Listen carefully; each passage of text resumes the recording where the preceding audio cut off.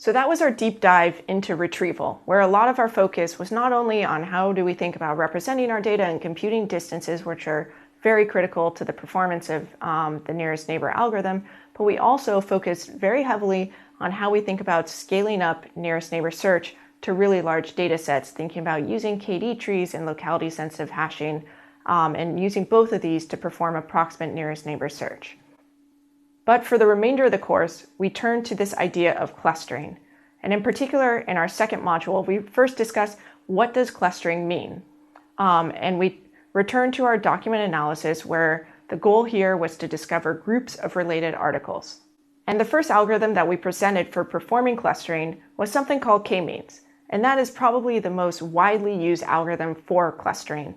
And remember that in this algorithm, we somehow initialize by just placing a set of cluster centers, and then the algorithm iterates between making hard assignments of data points to the nearest cluster center, and then updating the cluster centers. And this procedure repeats until convergence. And in particular, we cast k-means as a coordinate descent algorithm. And through this, we know that it's going to converge to a local mode of the objective. So importantly, we know that we're not going to converge necessarily to the global mode, but the algorithm does converge just to a local mode. So we went through this in pictures showing that for different initializations, we can converge to quite different solutions. So in practice, people often run multiple initializations of the algorithm and choose the best one. And we discussed how initialization matters really significantly for the quality of the solution found as well as the convergence rates.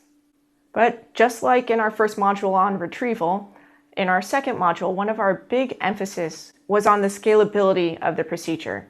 And for this, we introduced a generic framework called MapReduce for parallelizing computations across multiple machines under certain specific setups. In particular, we talked about the MapReduce abstraction in terms of a mapper step that has to be data parallel over elements and a reduce step that performs some aggregation that has to be data parallel over keys. But if your algorithm has this structure, then you can think about using MapReduce to parallelize and distribute the computations.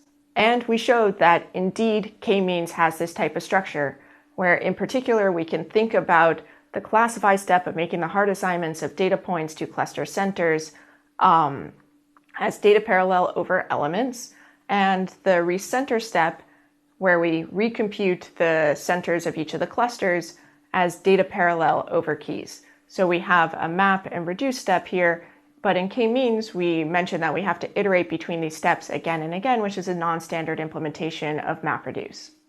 But it can definitely be applied in this context and give us really good scaling properties for k-means.